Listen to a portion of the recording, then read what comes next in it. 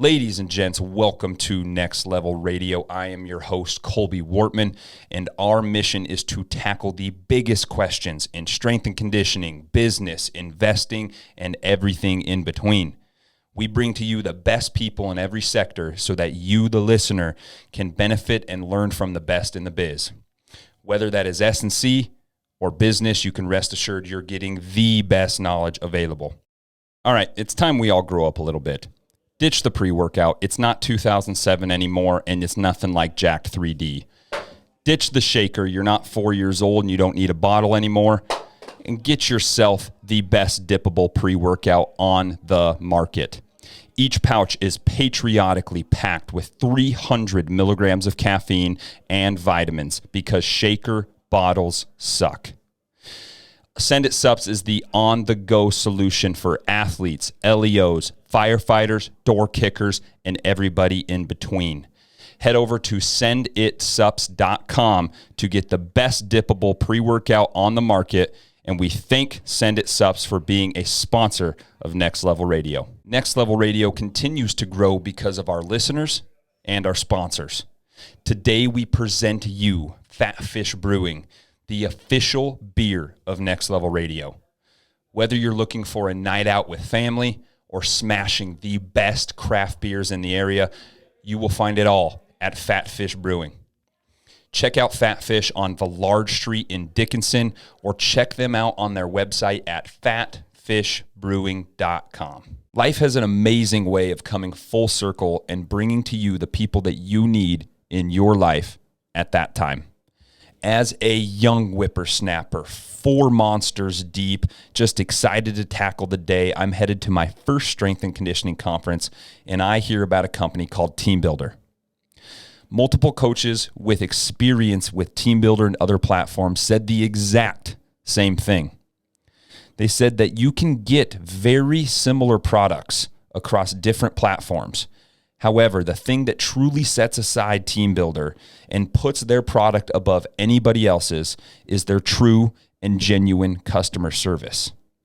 As a customer for many years, both at the university setting and the private facility, I can tell you, Team Builder's customer service is absolutely second to none. Late night emails, programming issues, emergencies on my end are all resolved very, very quickly. So join the thousands of universities and private facilities that use Team Builder to elevate their businesses by going to teambuilder.com, click Start My Free Trial, and use code NLT at checkout. Our next sponsor, Nutridyne, a medical supplement company aimed at enhancing performance and addressing the underlying issues of disease. You will be hard-pressed to find the quality that you'll find at Nutridyne. Listeners of this podcast get 20% off all supplements. Just go to @coach_Wortman and click the Nutridyne link in our bio. Keep up with us on Instagram @coach_Wortman, on our website, nl-training.com, or keep up with us on the next episode of Next Level Radio. Now sit back, relax, and take in the mind-melting knowledge of this episode. Welcome, everybody, to Next Level Radio number 93. Today, we have the legend, the GOAT, the most famous guest I've ever had on this podcast, and that is Kelby the Wortman. And so good to have you here, honey. This is my wife, for anybody that does not know that. And it's something that we've kind of embarked on together, and I never envisioned it being like so time consuming and taking both of our attention spans together, but we both decided to embark on purchasing our first Airbnb property. You guys kind of heard the stories of us going through kind of crazy shit, almost getting mugged, being in Florida, and it's all come together now as a whole. And so like I said, this is my wife, and we're going to kind of go over our experience with Airbnb, what you guys can expect, what you guys can't expect, the good, the bad, the ugly, and everything in between, because it is a full-time job. So right off the bat, like we talked about, we went to Florida and had a beautiful, awesome, fun vacation, and it was capped off by us putting in an offer on a property and then almost getting mugged less than a miles. I mean, it was pretty dang close. Like in a mile radius. It's within a mile radius of the stoplight of where we were going. Kind of explain that house a little bit. Did you like that one? I liked that one a lot. Yeah. It definitely looked like a cute beach place. It was bright teal, blue, and yellow. And it was cute. It needed some work, but it definitely needed some work. Yeah. But like the backyard was the best part of it. It's huge. Yeah. Absolutely huge. And that gets us to kind of our first point. What to expect with Airbnbs and the 5 things that we've learned while getting our Airbnb running. We closed on that property in 1 week from today. 1 week from today. So we closed on that property, and our whole goal, just so you guys can kind of have an idea, is we bought a property in South Dakota, just outside of Deadwood.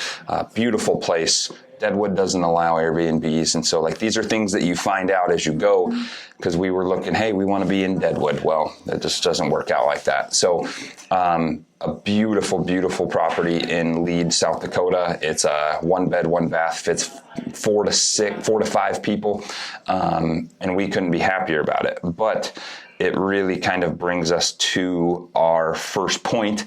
And the first thing that we did learn on our first Airbnb deal is sometimes the first deal is not the best deal. Kind of go through a little bit.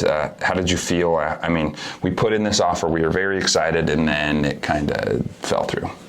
I was super excited. I really like plants and flowers, so I was looking up everything to redo this backyard and getting all excited about it, and just happened to pop up crime rate in that area and had a minor freak out that I was like, this is pretty bad. I don't think we need a place in this area. Like, when we stayed at our Airbnb, it was like super safe and nice, and I was like, I don't want our guests to feel unsafe in that area. So that was kind of the tipping point. Yeah. And just our whole story of almost getting mugged by that sketchy dude. So and if you didn't came together that if you didn't hear that story, kind of what happened is we put the offer on the property.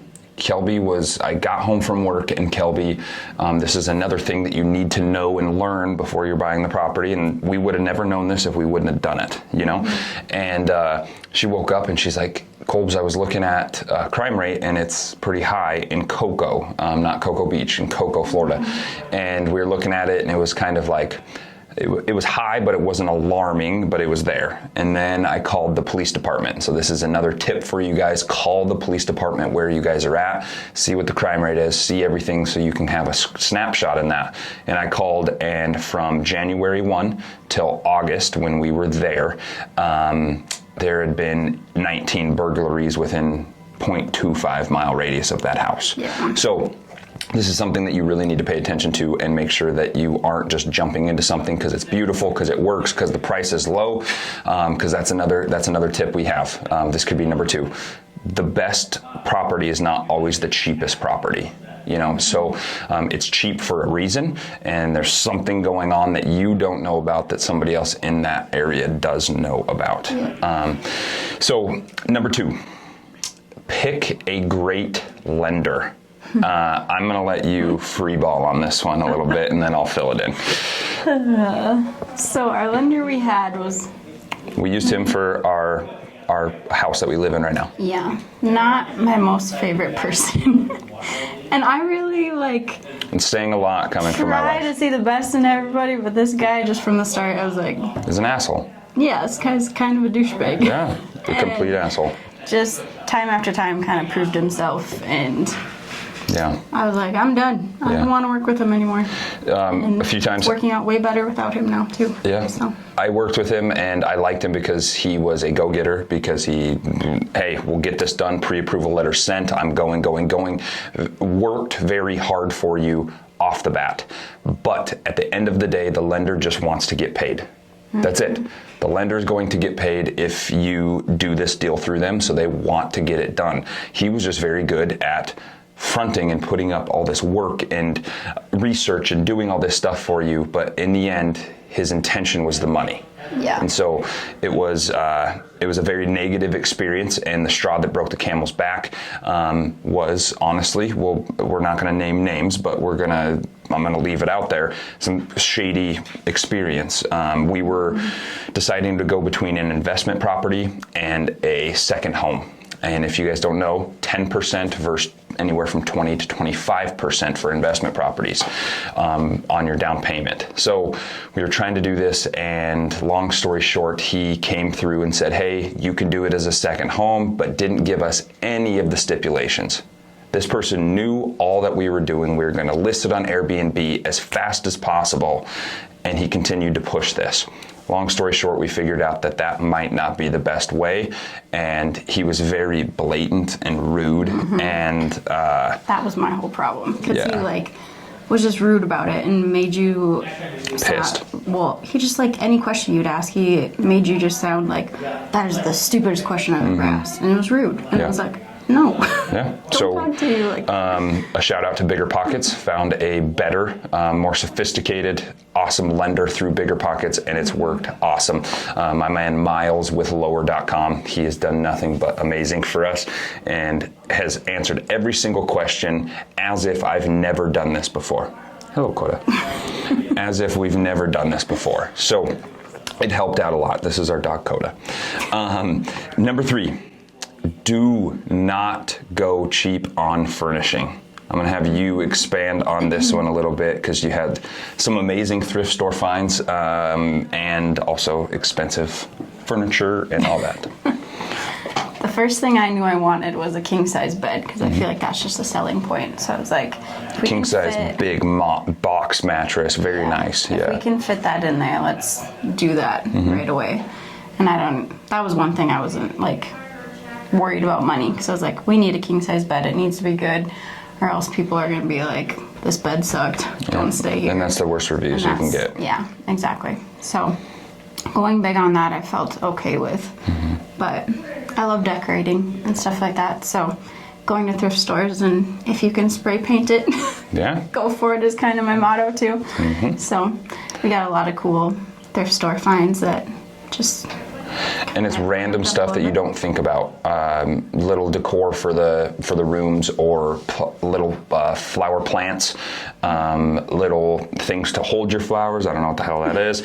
But the cool thing with all of this, when it comes back to furnishing, all the people that have 20, 30, 40, 50 doors of Airbnbs, they say, if you're going to go budget, go all budget.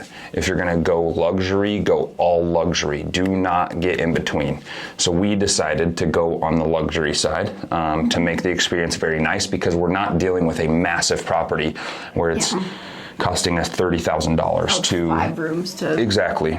Yeah. And so we decided to go more on the luxury. We got very, very nice beds, very, very nice furniture, very nice tables, all the luxury stuff that you can have, we went with. But the cool thing is we talk about don't go cheap on your furnishing, but you can be very smart with that and find reusable or antique or thrift store stuff that you can really, really save some money on. So what was your favorite thrift store thing that we found? Definitely all my vases. The vases? Come on, it's the Indian picture. It's the Indian picture. No, because I gotta go to Hobby Lobby and pick out all the succulents and flowers and everything. And hydrangeas and all the crap. So it's been very, very fun, and this dynamic has been very cool.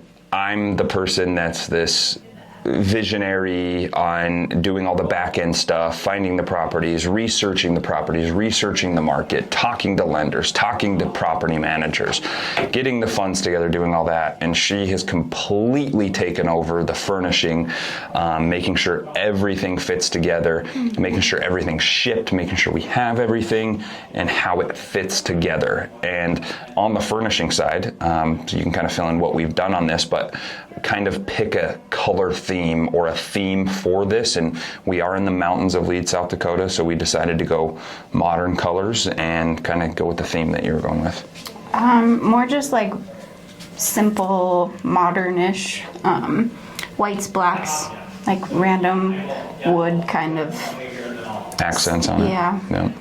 I mean, the covered porch room is more like a rusty orange kind of color of accents coming in, and then just like other green. I mean, the house is green on the outside. Yeah, it's beautiful. You're in the trees, so might as well add some green too. Yeah, it's beautiful. And then number 5. Fear is a part of the process. This has been a big thing for us, and I'll give you a little backstory in our wonderful, fun marriage. I grew up very differently. My wife and I grew up very differently, and we have very different backgrounds on this. And so change was like a huge thing in my life, like constant. Addiction, alcoholism, divorce, weird family, awesome family, just craziness, having 7 sets of grandparents, and it's just craziness. So change was very, very normal for me. Change for my wife is not normal. Hi, Bubba. Are you trying to get in the shot? So we kind of are able to combine this and find what worked best for both of us. But for me, the fear on this side is always like, what's the housing market looking like? How is this going to work logistically? How are we gonna make enough to cover the mortgage? Which, yes, but it's always this thought, and you're always thinking about it, and it's scary. But what I told a good friend of mine, Taylor Krenzel, he called and congratulated us. I didn't tell you this, but called and congratulated us, like, awesome that you finally did this. Amazing. I'm glad you guys finally did it. And you weirdo. And it finally came down to the point that we just needed to pull the trigger. We had put offers on properties. We'd been talking about this. We'd been doing things. And it was time to actually pull the trigger and do it. Along with that is fear. Like, there's always fear behind something, but the best things in life do scare us. And that's how I look at it. And so how have you navigated it? I was terrified right away. Because my brain doesn't work like a business side. Like, you have that business brain. I don't. Where it was like, you saw all the positives, and I would see, like, what if it's vacant for how many months at a time? That's us paying for it. Or this goes out or that goes out. And I know that's all going to come up now, but like, just with you reassuring me, and I kind of just finally saw the light in what it can do for us. And well, I think the big thing that if you're ever thinking about getting Airbnb or becoming a landlord at that long-term, short-term, mid, putting it in the words. So I'll take this back. You and I did almost a year ago, kind of sat down while we were at dinner and talked about our perfect day. We talked about our perfect day and what her perfect day is and what my perfect day is and how we meet those in between. And it's just an exercise. You literally ask, if you were going to have your perfect day, no stipulations, what would it be? And I still remember drinking coffee, kids are gone, being in a cabin in the woods of some sorts in the mountains, and just being surrounded by family and having no stress of finances and all these different things. And mine was very similar. Having financial freedom is something that I want because I want a better life than I had. Not that my life was terrible, but a better life than I had for my family and our soon-to-be child. So this is kind of where Airbnb met, or just real estate investing as a whole. Like, this can do it for us. And I put it in the words of, this is going to help buy back our time. You know, so we keep on continuing getting Airbnb properties. My end goal, she would go crazy. She doesn't want to not ever work, but my end goal would be to where you don't have to if you don't want to. Like, that's my whole end goal with this stuff. Like, I've always wanted to be an Airbnb. I've always wanted to do these things, but it all comes back down to, like, buying back our time and building a better life for us in the end. So that's kind of the fear part for me. That's how I get over that fear part, because everybody's talking about it. We're in a recession. The market's changing. Everything's changing so rapidly, but keeping an end goal in mind has been something that's helped us a lot, I think. So, and I think you had a kind of a cool, I think it was in Florida when you had a kind of a light bulb go off, like, holy crap. Like, because we saw our Airbnb hosts and how they had done it, and they're very awesome people, and the things that they've been able to do and manage themselves and build a better life for themselves. And it was really cool to see. Like, what was that, like, light bulb moment for you on this side? I don't know. I think it was just finally being in there and, like, being there for a whole week, being in that cute little place, and, like, yeah, like you said, seeing how financially they're okay. And we've always been smart with money. Like, we're not people who just buy random crap all the time. But I think just seeing how easy it was for them, in a sense, too, and how often they had theirs booked out, and it was like they said, if they want it booked out, it's booked out, you know. And from my research, and a lot of people talk about it, I have a few friends that have places in Lead and the Deadwood area, and he's like, they are going crazy. They're still going crazy. So it's fun to see, and obviously there's always ebbs and flows, but I think it's something that, one, I get very excited about, because you are very excited about two things in life. You love your work, you love delivering babies, and you love family. Okay? And this is off the cuff. You love those two things. I've never seen you really excited to build something outside of work and family, you know? Yeah. And so, like, it really was a very cool moment for me to see when you got excited. Obviously, there's stress that comes with it, and that's just how it is. Right. But when you got excited on furnishing it and doing these things, and for all you guys to see it, I'm going to insert a video right here to show you our living room and how crazy our living room is right now. A little overwhelming, but yes, it's going along. Like you said, it's fun though. It is, it is, and you can kind of see everything coming together. And she is doing all this without actually physically seeing the property. I went and visited the property. I was like, we got to pull the trigger. We're going to do this. Yeah. And so in a week, you get to see the property. So honestly, I'm just very, very proud of my wife, not being soft and ooshy-gushy, but I'm very proud of her and the things that we've been able to do. And I think it's going to be, if anything else, a major learning experience. And I think the only way, and I'm sure you would agree with this, the only way you learn about this stuff, hiring cleaners, how do you get your cleaning material to the house? Laundry, all these different things, you don't learn it unless you just do it. Yeah. And that's what we learned with the Florida property. Like, anytime we buy another Airbnb, which we plan on purchasing these Airbnbs, we will check the crime rate by calling the police department, because we were jacked, absolutely jacked. And guess what? I looked yesterday and that property's still on the market. Is it really? 100%, and it's at like 140,000, 138. And it was 159 when we started. So that's crazy. It's something you don't learn until you just jump in. And so, ending this, what is your favorite thing and the hardest thing about doing this Airbnb? What has been your favorite and hardest thing? Favorite is obviously decorating it, but also comes with the hardest part of me not being there. I'm just going off measurements of rooms and kind of trying to visualize it in my head and hope it works out. Yeah. And try not to buy a million things. You've done very, very good. Like I said, as we open this Airbnb and go forth, we have a spreadsheet that I created that will show you guys how much we spent, what's into the deal, and as we progress, how it's doing, how it's performing. And so that's something that's very interesting, and I think it's going to be a good learning experience. I get to do it with you, dog. Woo. Bang. Here, do our...